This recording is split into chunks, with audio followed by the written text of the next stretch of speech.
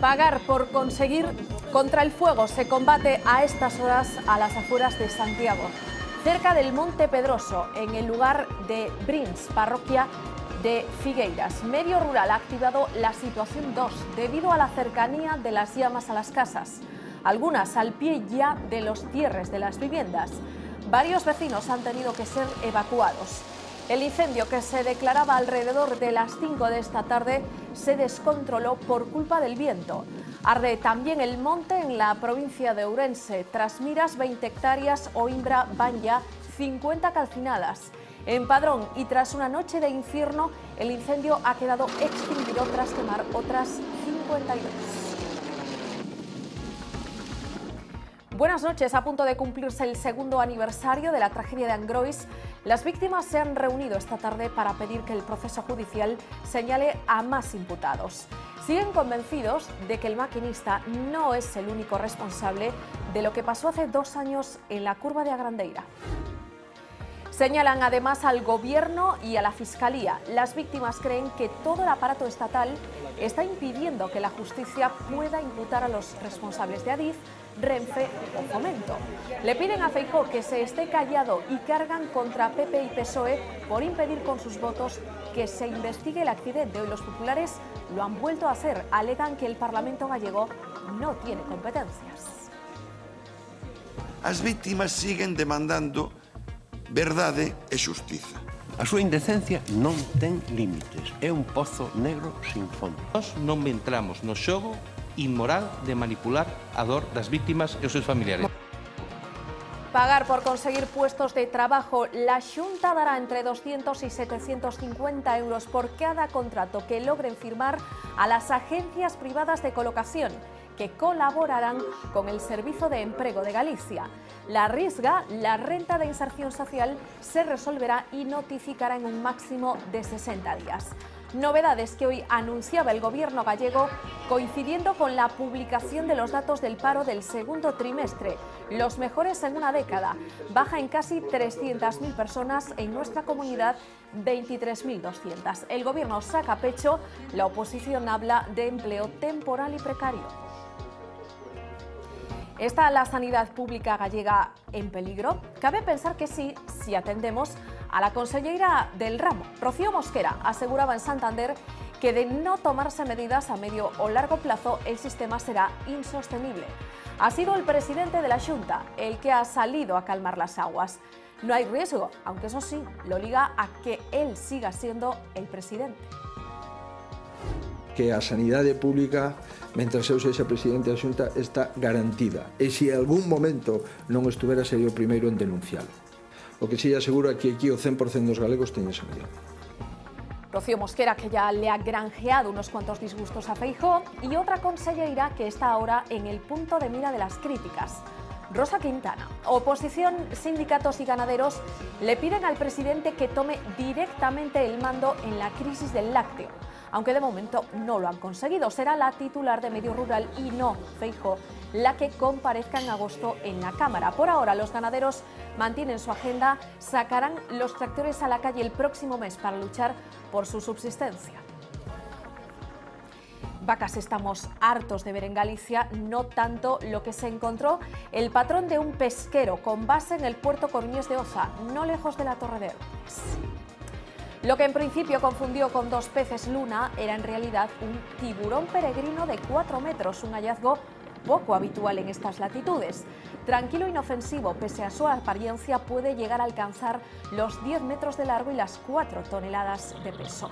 De tamaño bastante más pequeño, pero sin embargo peligrosas, son las especies que han invadido la ensenada de Ogrove. Canailla y busaco devoran almejas y navajas, no tienen mal gusto. Un equipo de buzos de la cofradía se dedica estos días a luchar contra estos seres tan silenciosos como voraces.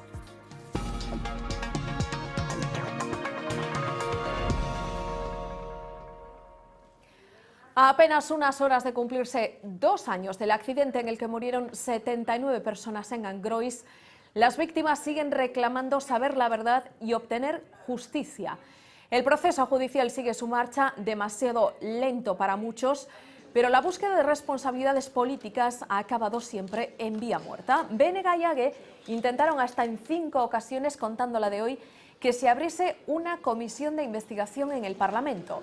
3 de ellas llegó a votarse la petición, pero con los votos en contra del PP y la abstención del PSOE nunca salió adelante.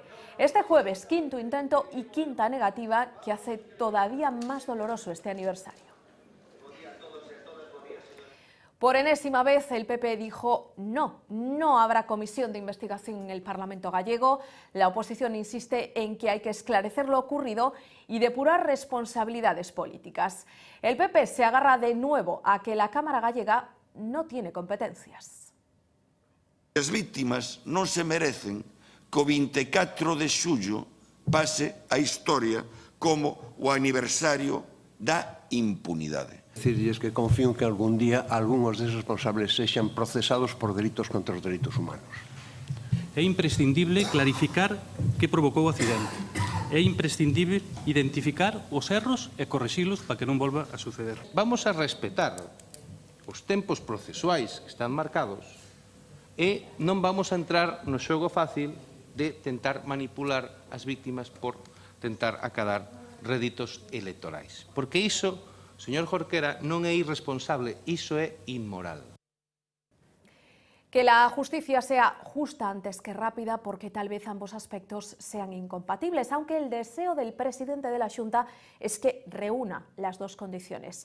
Feijóo asegura que la tragedia de Angrois siempre será recordada y que cada 24 de julio las víctimas y los héroes de aquel accidente serán homenajeados en el acto de entrega de las medallas de Galicia. Angrois será recordado sempre. Forma parte da nosa memoria colectiva, da nosa memoria persoal. O peor momento que vivimos, sin dúbida, como pobo, moitas persoas, probablemente ese é o peor momento que viviron ata o momento. O 24 vamos a entregar as medallas. O 24 foi o accidente de Angrois e as medallas de Galicia se entregan xa dende o ano pasado, o día 24. E isto é unha decisión que o Goberno quere tomar e que tomou. El juicio por el caso se celebrará dentro de un año o año y medio. En eso coinciden casi todas las partes implicadas. Parece que la fase de instrucción está llegando a su fin después de 24 meses y más de 30.000 folios recopilados. La justicia sigue apuntando a un único culpable, el maquinista. Después de imputaciones, desimputaciones, informes y contrainformes, todo apunta a que el maquinista del Albia será el único que se siente en el banquillo de los acusados por la tragedia de Angrois. He volcado. ¿Qué dijiste que se quedó la otra vía? Sí, he volcado, o sea, no... Joder, Dios mío, pobres viajeros. La Fiscalía siempre ha señalado a Francisco José Garzón como el único responsable penal, al considerar que cometió una imprudencia grave por desatender la conducción y no reducir la velocidad en la curva de Agrandeira. El actual juez que instruye la causa parece estar de acuerdo con esa tesis del Ministerio Público. Pero el primero que tuvo el caso en sus manos, el juez Aláez, intentó hasta en 3 ocasiones imputar a distintos cargos de Adif. En todos esos casos, la Audiencia Provincial tumbó las imputaciones. Eso a pesar de que varios informes periciales concluyeron que las deficiencias en la seguridad de la curva tuvieron relación directa con el accidente, que el cambio del proyecto inicial y la desconexión del sistema ERTMS influyeron en la tragedia. Los supervivientes del accidente y los familiares de los fallecidos siempre han reclamado responsabilidades a Adif. Al final la mano política está detrás, ¿no? O sea, siempre los altos cargos nunca pagan por nada. Muchos conservan esperanzas de que todavía se produzca un giro judicial, mientras atraviesan su particular calvario burocrático. Algunas víctimas no tienen todavía informes sanitarios cerrados, ya que sus secuelas se prolongan en el tiempo. Otros todavía no han cobrado la indemnización que les corresponde por el seguro de viajeros de Renfe. No la han querido cobrar. Temen que si aceptan ese pago se vean comprometidas las indemnizaciones que les vaya a aportar Adif. En este segundo aniversario, las víctimas insisten en pedir más imputados y critican que todo el aparato del Estado, con el fiscal como herramienta, lo está impidiendo, dejando toda la responsabilidad en manos del maquinista. En una asamblea celebrada esta tarde, han señalado directamente a Renfe, Adif y Fomento. Todos los que están aquí perdieron algo aquel 24 de julio. Con las víctimas acabaron con sus vidas, pero con las familias también. Porque nada es lo mismo. nada. Se cumplen ya 2 años del accidente de Angrois. La situación está igual prácticamente que al principio, pero estamos un poco más enfadados. Pues lo que vemos son mentiras y sobre todo premios, ¿no? O sea, los responsables, tanto el presidente de Renfe, ahora es el secretario de Estado de Infraestructuras, el que era el secretario de Infraestructura, Rafael Catalá, le tenemos ahora al ministro de Justicia, al maquinista, que evidentemente tiene su parte de responsabilidad, pero hay muchos más responsables en este asunto. La situación a día de hoy es que ni hubo comisión de investigación en el Congreso, ni hay juicio a la vista. Se puede demorar más de 1 año y medio. En España tenemos una justicia politizada y nosotros estamos yendo, entre comillas, contra el Estado, ¿no? No podemos pasar páginas si no tenemos justicia. Por primera vez, la plataforma de las víctimas y los familiares de los que aquella tarde viajaban en el Albia se reúnen en Galicia. Lo hacen en el Pazo do Faramello, al lado de Santiago, donde han plantado o Xardín do Recordo, un árbol por cada una de las personas que se marcharon en aquella fatídica curva. Este segundo aniversario es más duro, si cabe, que el primero. Notas de prensa del fiscal, como que va a ser muy generoso en las indemnizaciones. Yo le diría desde aquí que cuánto dinero vale la sonrisa de mi hija para él. ¿Te sientes olvidado? No, yo me siento despreciado, porque esta gente debe de su familia ahí, para que supiera lo que es. Las fuerzas, eso sí, no amainan. Si están aquí es porque tienen claro que quieren seguir luchando. Se mantiene la tendencia a la baja, desciende el paro nuevamente en el segundo trimestre y crece el empleo. En el conjunto de España y en todas las comunidades, salvo Asturias. Según los datos de la EPA, el total de desempleados a fecha de 30 de junio es de 5.149.000, es decir, 125.000 menos que a principios de legislatura, ya por finales de 2011. El número de personas ocupadas, 17.886.500, casi 60.000 más. La mitad de la caída del paro se corresponde con desempleados de larga duración. La Semana Santa y el inicio de las vacaciones de verano han tenido mucho que ver. La mayoría de contratos temporales se firman 5 por cada uno de carácter indefinido. Desciende el número de hogares con todos sus miembros en paro, aunque siguen siendo más de 1.650.000 y por primera vez desde el cuarto trimestre de 2011 el paro juvenil baja del 50%. En Galicia el paro baja en el segundo trimestre en 23.200 personas. Se sitúa el número total de desempleados en nuestra comunidad en 252.500. Trabajaba siempre de dependienta de joyería. Llevo 5 años sin trabajar. Me casé, tuve los niños y ya parece que nadie te contrata y ahora pues de lo que salga ahora ya me da igual. Vamos mejorando poquito a poco, como suele ser en estos casos, más lenta la recuperación que la caída. Veo más movimiento, lo que pasa es que la calidad del empleo yo creo que no es buena. Trabajo precario, mal pagado. Estamos en el verano y siempre para el verano salen esos trabajitos. Ahora lo están mejorando. Idéntica lectura política cada vez que se publican los datos del paro. El Gobierno confirma en ellos la recuperación económica con un Rajoy más optimista que nunca. La oposición destaca el elevado porcentaje de contratación temporal y precaria. En la historia económica española nunca se había creado tanto empleo durante un trimestre. Nosotros nos alegramos de que las empresas creen empleo.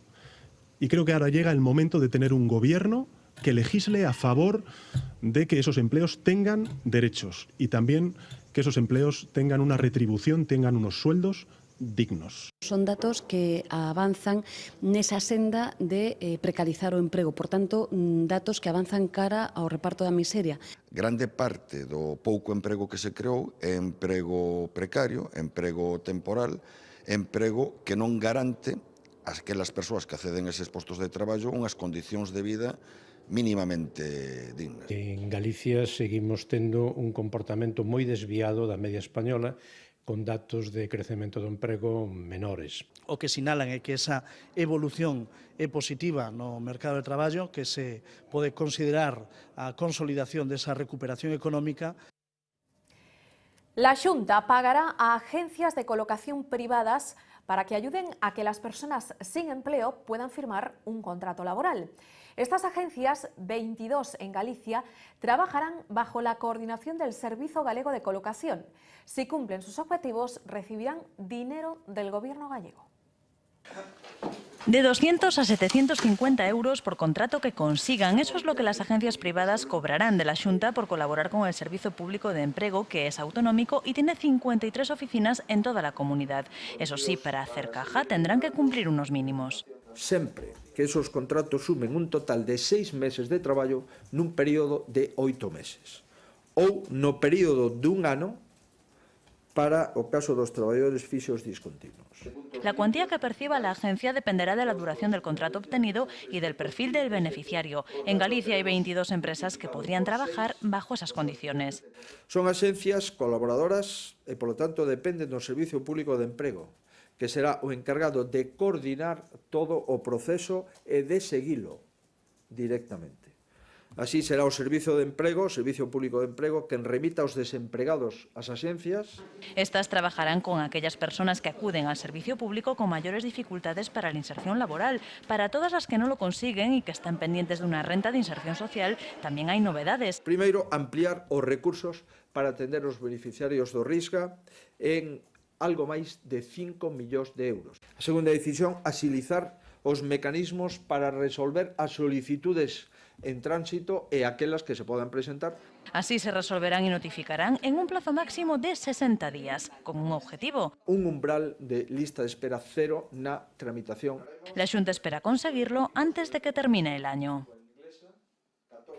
Durante los peores años de la crisis, el crecimiento económico cayó tanto en Galicia como en España. Todos perdimos posiciones con respecto a Europa, pero durante ese tiempo la economía gallega se comportó mejor que la española.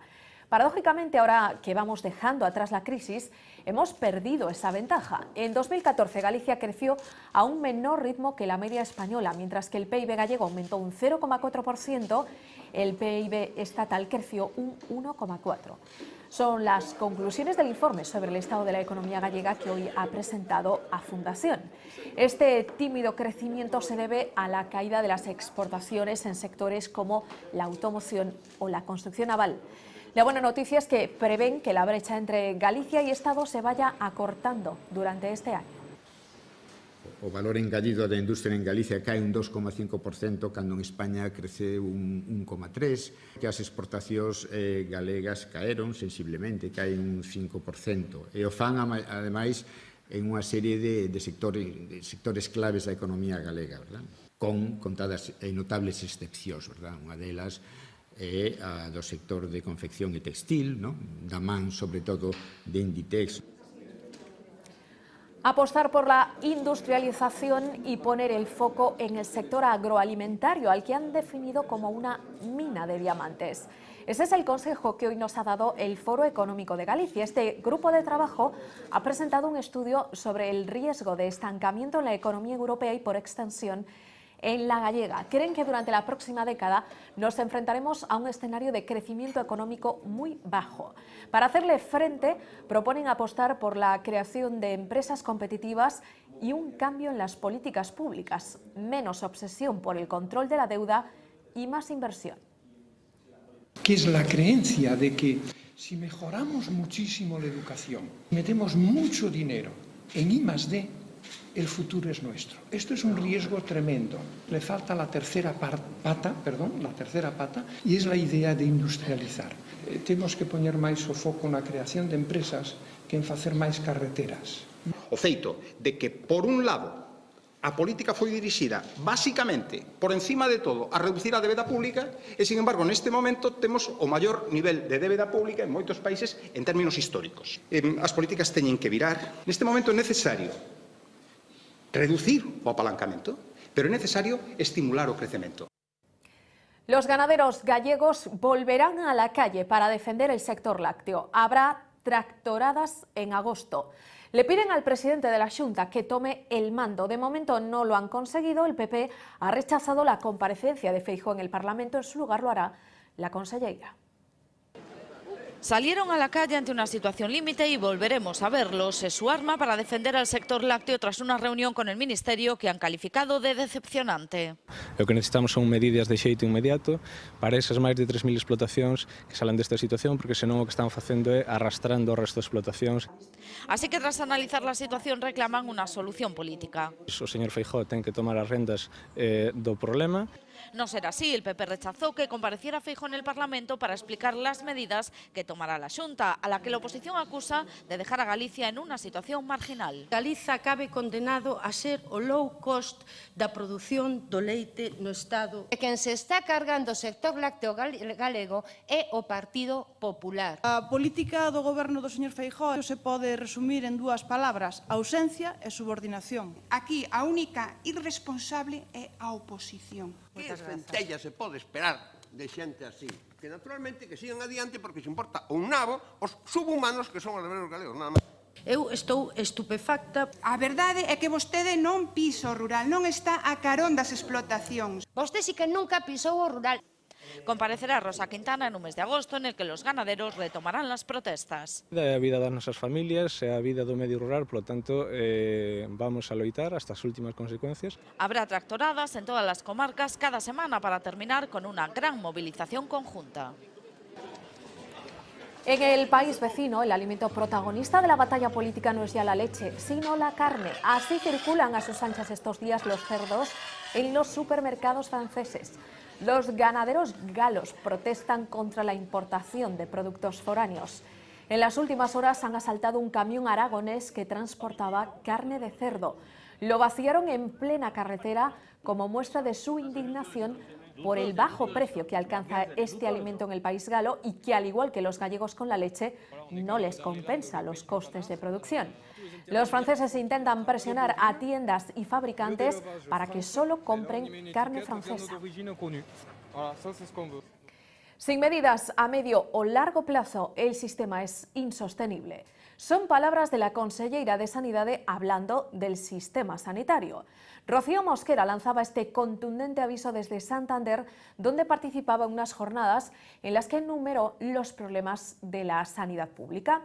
Mosquera señaló la deficiente alfabetización de la población en temas de salud y una inadecuada autogestión de la enfermedad como principales males del sistema, a lo que habría que sumar un mal uso de la prevención, el aumento de los ingresos hospitalarios o la mayor mortalidad. La alerta la ha desactivado hoy el presidente de la Xunta. Feijóo insiste en que la sanidad pública está garantizada mientras él siga al frente del Ejecutivo gallego. Que a sanidade pública, mentras eu sexa presidente da Xunta, está garantida. E se en algún momento non estuvera, sería o primeiro en denuncialo. E, por lo tanto, a sanidade pública é irrenunciable. Que hai tensións económicas. Mire, onte a vicepresidenta da Generalitat de Valencia dixo que só tiña diñeiro para financiar o 75% da sanidade. Non sei que se os valencianos, o 25% dos valencianos non van a ter sanidade. O que sí aseguro é que aquí o 100% dos galegos teñen sanidade. E isto comezou que en Valencia tamén. La operación Gürtel llega a los mismísimos cantones de A Coruña. La oficina central del Banco Pastor era registrada este mediodía por agentes de la UDEF, la Unidad de Delincuencia Económica y Fiscal. Se personaron en las dependencias de la entidad financiera para recabar documentación. El juez que lleva el caso, el magistrado José de la Mata, trata de esclarecer los movimientos realizados por dos empresas implicadas en la trama. Estas dos compañías habrían realizado transferencias por valor de más de 450 millones de euros a través del banco, ahora en la órbita del Grupo Popular. La investigación se centra en 6 cuentas bancarias vinculadas a las firmas Belfast Link y EBS y que supuestamente se podrían haber usado para blanquear capitales. Otra operación, la Pokémon, también extiende sus tentáculos. La jueza Pilar de Lara investiga ahora 3 delitos en la adjudicación de contratos de recogida de basuras en Mallorca a una empresa relacionada con una de las sociedades involucradas en el caso que destapó la mayor trama corrupta en Galicia. En el epicentro de la trama, las firmas del grupo Vendex, adjudicatario, por ejemplo, del servicio de la hora en Lugo, un servicio que acaba de dejar en suspenso la alcaldesa, Lara Méndez. El gobierno municipal ha decidido cancelar de forma cautelar el sistema de aparcamiento una vez que el contrato fue suspendido hace ya más de un año por el Tribunal Superior de Justicia. Desde entonces, la hora continúa funcionando, pero en un limbo legal. Los lucenses no tendrán que abonar el coste del estacionamiento hasta que se redacte un nuevo pliego y se realice una nueva adjudicación, un proceso que podría durar unos 8 meses. Cataluña no le ha recibido con los brazos abiertos. Coincidiendo con la visita del rey Felipe VI a Barcelona, el ayuntamiento y su alcaldesa, Ada Colau, han retirado el busto dedicado a don Juan Carlos. Durante la entrega de despachos judiciales, acto en el que coincidía con el presidente de la Generalitat, el monarca le ha advertido de que cumplir la ley es ineludible. Su Majestad el Rey. El rey de nuevo en Barcelona. El rey de nuevo con Artur Mas, comparten acto. Mas le habla, el rey asiente pero no contesta. Lo que Felipe VI tiene que decirle se lo ha dicho en privado y hoy se lo repite en público vía discurso. El respeto a la ley nunca ha sido, ni es, ni debe ser un simple trámite, una mera formalidad, una alternativa. En su raíz más profunda, respetar la ley es la fuente de legitimidad y la exigencia ineludible para una convivencia democrática en paz y libertad. Y se lo dice ante los nuevos jueces, 35, con los que se han hecho la foto los dos, el rey y Mas. En ella también presentes los decanos del Poder Judicial que avisan. Buscamos la paz y aseguramos la convivencia, porque ninguna sociedad prospera con enfrentamientos, con conflictos interminables. Será él y los máximos representantes del Poder Judicial los que, en el caso de que Cataluña se saltase la ley y declarase unilateralmente la independencia, tendrían que tomar cartas en el asunto con la ley en la mano.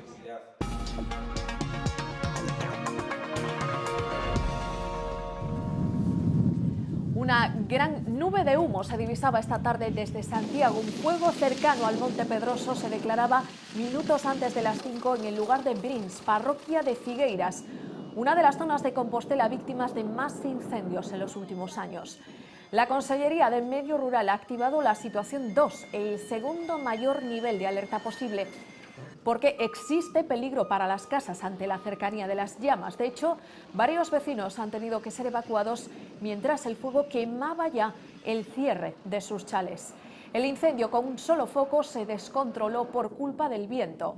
Para intentar controlarlo están sobre el terreno 5 agentes forestales, 12 brigadas, 6 motobombas, una pala, 5 helicópteros y 6 aviones.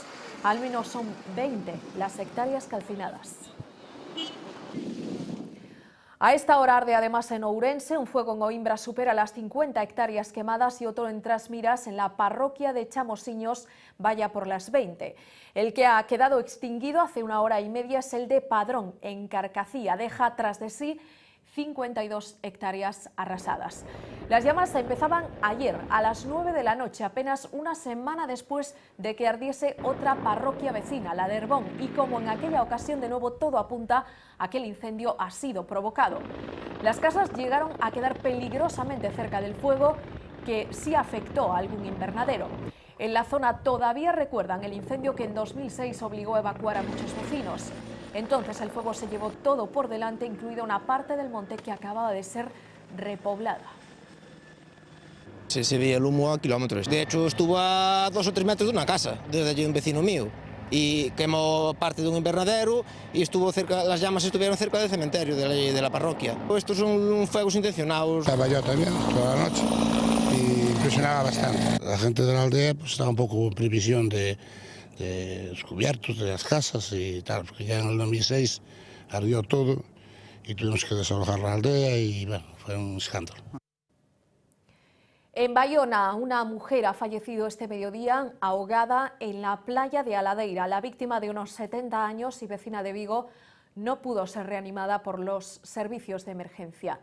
Todo sucedió en torno a las 2 de la tarde. Varios testigos recuerdan haber visto a la mujer paseando tranquilamente por la arena minutos antes. De repente la vieron flotando en el agua y sin responder a estímulos. Los socorristas la sacaron ya inconsciente y ni ellos ni los médicos que llegaron en ambulancia a la zona fueron capaces de reanimarla. En lo que llevamos de verano, las playas gallegas han sido testigos ya de demasiados ahogamientos. Ayer mismo, 2 hombres perdieron la vida en el agua, uno en Pontevedra y otro en Moaña. Sorprendente avistamiento del que fue testigo nuestro siguiente protagonista. El patrón del pesquero Primero Villar, con base en el puerto coruñés de Oza, se encontró con un tiburón peregrino de 4 metros a 7 millas de la Torre de Hércules. José Iglesias lo grabó, este es el testimonio gráfico de su hallazgo. Asegura que nunca había visto uno tan grande por esa zona, sí por Gran Sol, pero no en estas latitudes. En un primer momento pensó que se trataba de 2 peces luna que suelen salir a flote para que les limpien los parásitos. La sorpresa, imagínense, fue mayúscula. Este tipo de ejemplar, conocido como momo, es tranquilo e inofensivo. Puede alcanzar los 10 metros de longitud y 4 toneladas de peso. Es el segundo pez más grande del mundo. Y bajo el agua, en este caso en la ensenada de Ogrove, los mariscadores luchan estos días contra 2 enemigos tan silenciosos como voraces. Son la canalla y el busaco, 2 especies invasoras a las que les encanta comer almejas y navajas. Para impedirlo, 12 buzos de la Cofradía Meca están dedicando este mes de julio a retirar los nidos de estas especies que además son muy prolíficas.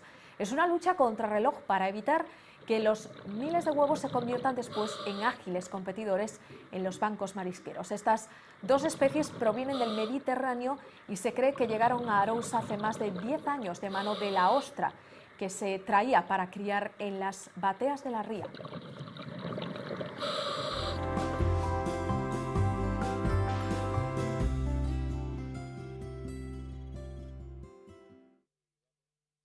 ¿Podríamos encontrarlos ante una nueva edad de hielo? Pregunta que hoy le trasladamos a Xavier Fonseca, muy difícil de responder, imagino, y sobre la que hay también controversia. Cuéntanos, Xavi. Efectivamente, Lucía, buenas noches. Esta semana se han publicado en algunos medios noticias que mencionan un artículo publicado por una revista, por una universidad europea, que menciona que predice más bien que a partir del 2030 podríamos entrar en un enfriamiento global, algo muy parecido para estos investigadores que lo que ocurrió entre los siglos XVI y XVII, cuando se produjo esa famosa etapa, la de la pequeña edad de hielo. En esa etapa se registró una actividad solar muy baja y siempre se ha pensado pues, que siempre se ha establecido una especie de relación entre causa y efecto. Para estos investigadores europeos podría ocurrir algo muy parecido. A partir del 2030 había poca actividad solar y por tanto experimentaríamos un enfriamiento del planeta, pero sinceramente, Lucía, somos bastante escépticos sobre este asunto. Bueno, 2030 que está ya a la vuelta de la esquina, vamos, que nos vamos a congelar muy prontito, como sea Tenemos realidad. Calentamiento, no enfriamiento. Esta teoría. Vamos a verlo.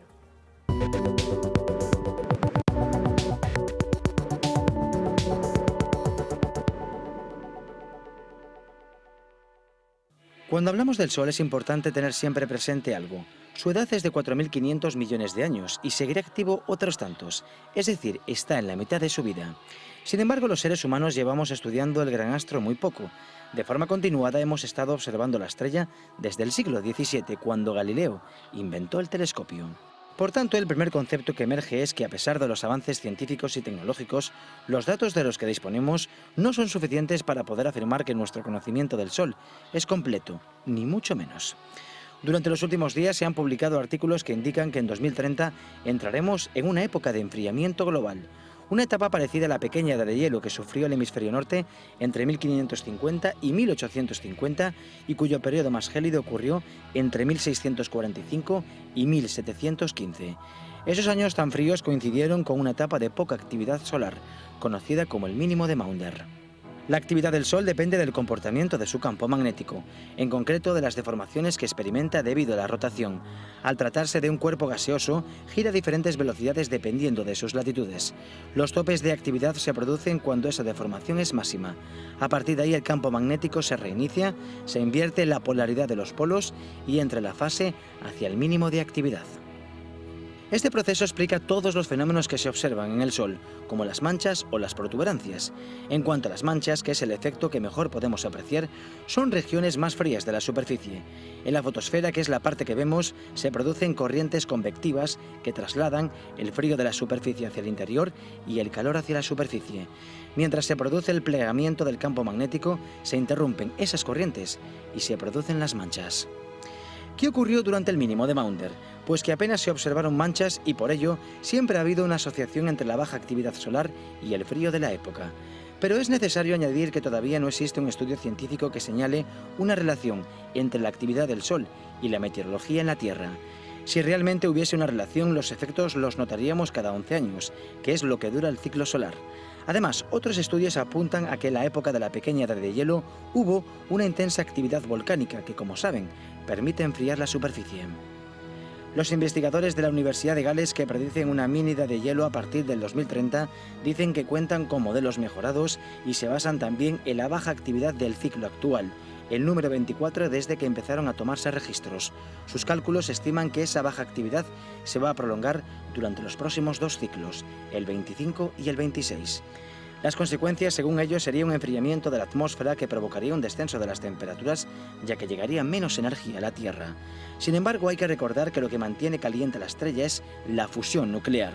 Por la presión gravitatoria en su núcleo, los átomos de hidrógeno se fusionan y producen helio. Ese proceso crea energía que se libera en forma de calor. Eso es siempre así, independientemente de los cambios en el campo magnético. Resumiendo, cada vez que escuchamos a alguien que predice una mini edad de hielo, nuestra postura es de absoluto escepticismo. Hoy nuestro planeta está sufriendo todo lo contrario, un calentamiento. Un proceso que defendemos por la contundencia de las pruebas, los efectos que se observan y la amplia literatura científica sobre el tema.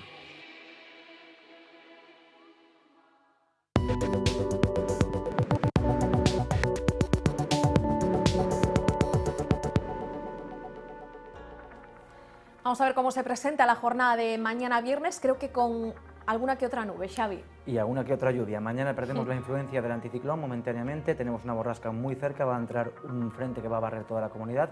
Por la mañana esperamos más lluvias en toda la comunidad, por la tarde ya no habrá lluvias, habrá nubes y claros sobre todo en la mitad norte y cielos más despejados en la mitad sur. Habrá que ver qué pasa por la noche con esas nubes en Santiago, donde están los Fuegos del Apóstol, que a ver, seguramente no llueva, pero nubes yo confío en que, prácticamente garantizadas. Yo confío en que el cielo se va a portar bien. Venga, pues ojalá que sí, vamos a verlo con detalle.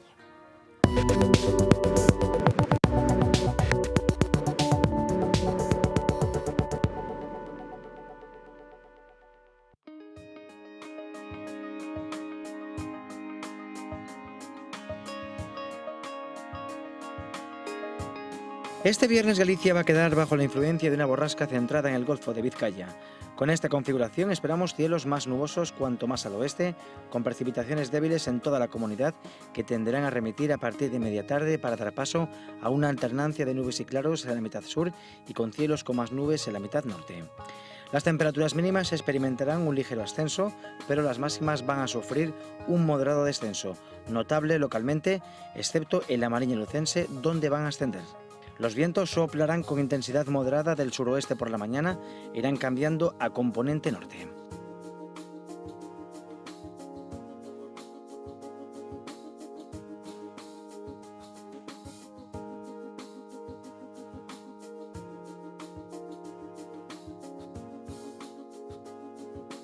El sábado Galicia va a recuperar momentáneamente la influencia anticiclón con tiempo muy estable y con predominio de cielos poco nubosos o despejados, excepto algunas nubes y nieblas en el tercio norte por la mañana que van a desaparecer ya al mediodía.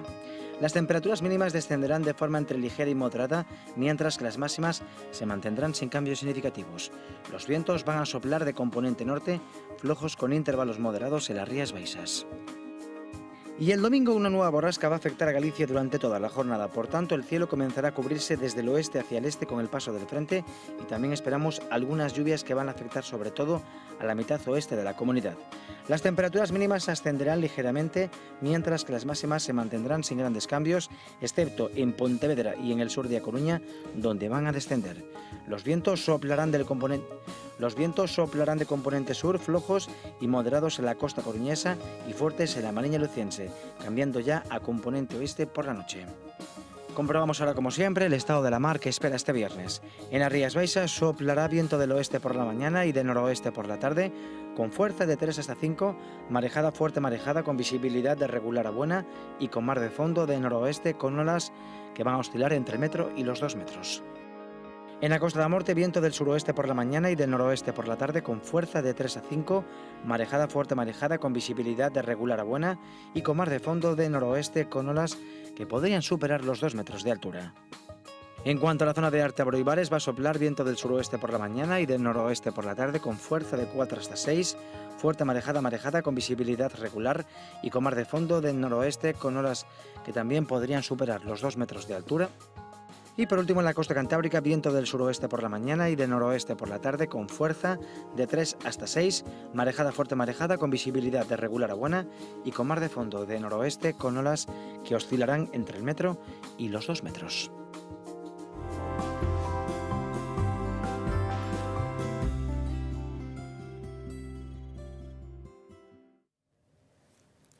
Nos vamos ya hasta el plató de Vía V, donde esta noche nos ocuparemos, entre otros asuntos de la actualidad, de ese segundo aniversario de la tragedia de Angrois, para escuchar a las víctimas. Fernanda Tavares, buenas noches.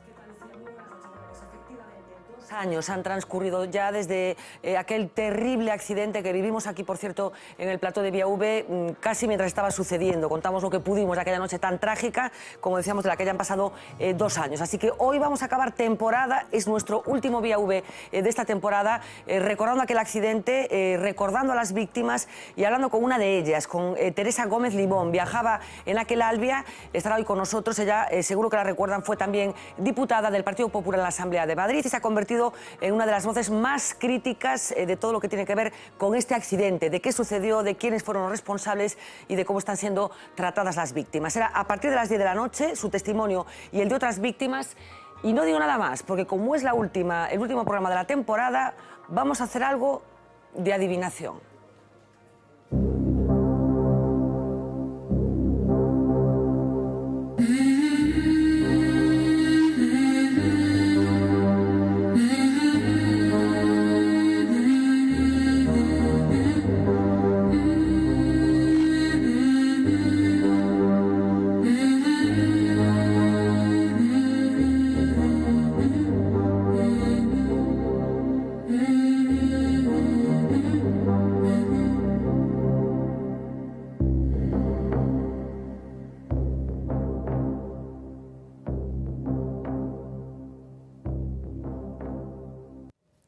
Y nosotros, a la vuelta de publicidad, hablamos de uno de los problemas inherentes al verano, con una cifra que pone los pelos de punta. El 70% de las lesiones medulares causadas en una actividad de ocio se produce en piscinas o playas.